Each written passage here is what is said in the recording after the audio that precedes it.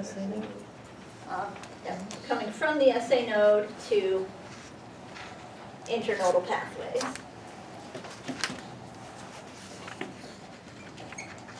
The message is in the atria at that time. The QRS complex is a tiny dip down, big spike, another small dip down, is when the ventricles are depolarizing. So where's the signal then? I heard that? After that, Purkinje fibers.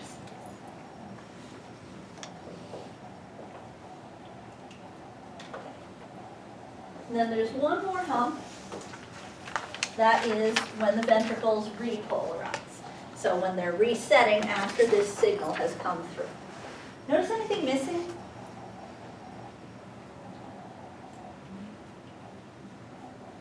If you think back to your nerve function, you depolarize. Hyperpolarization? That wouldn't show on here, and the heart action potential works a little bit differently. Okay, so we have atria depolarize, ventricles depolarize, ventricles repolarize. The repolarization of the atria. Yeah, when do the atria repolarize? It's actually happening at the same time as the ventricles are depolarizing, so it's hidden in the QRS complex. If somebody had a long, what's called PR interval, the amount of time from the beginning of P to the beginning of QRS, and that shows how long the AV node is delaying the signal, then you might actually see an extra wave from the atria repolarizing. Normally it doesn't show.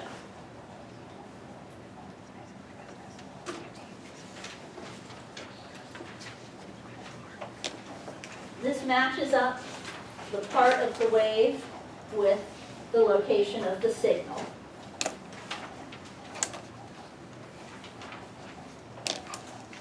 Yellow for depolarizing, green for repolarizing.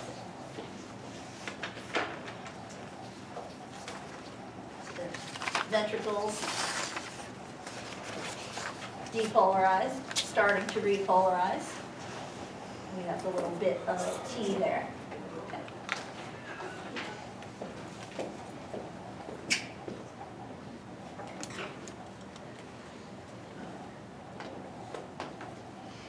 Any irregularity to the heart rhythm is called an arrhythmia. And it will usually show on an ECG, for example, this one. A lot of them can affect the cardiac output, which is how much blood the heart is pumping per minute. Some can be fatal, one in particular.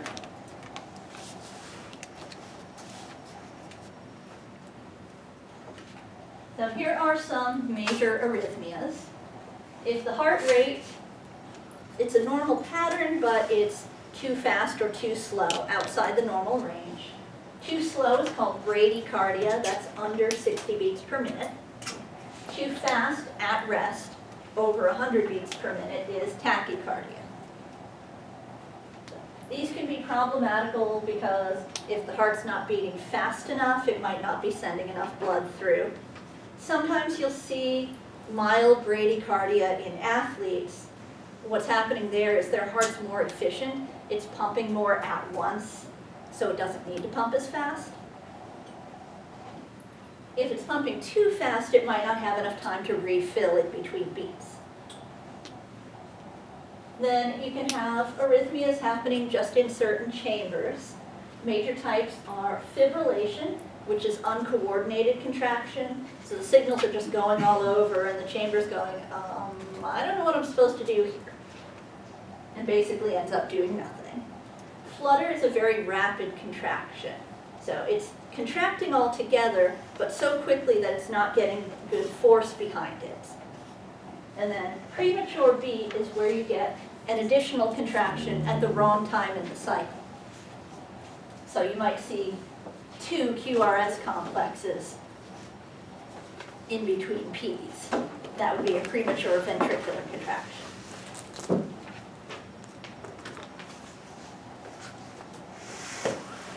here's some examples of what they would look like. This grid in the background is to measure the time. Tachycardia, we have fairly normal beats, but they're pretty close together. Bradycardia, they're more spread out. This is atrial flutter.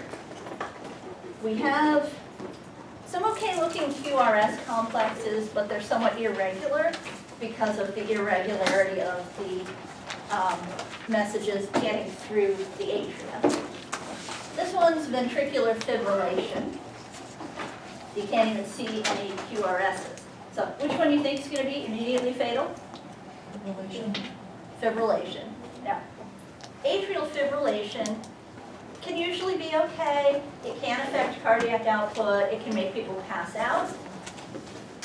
But VFib, they call it for short, is the one where we need to get that defibrillator going right away, get their heart beating normal.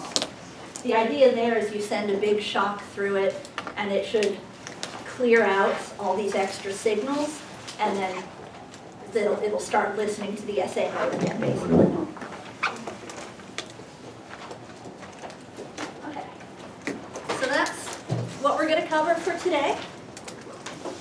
Next week we'll do blood vessels, including blood pressure.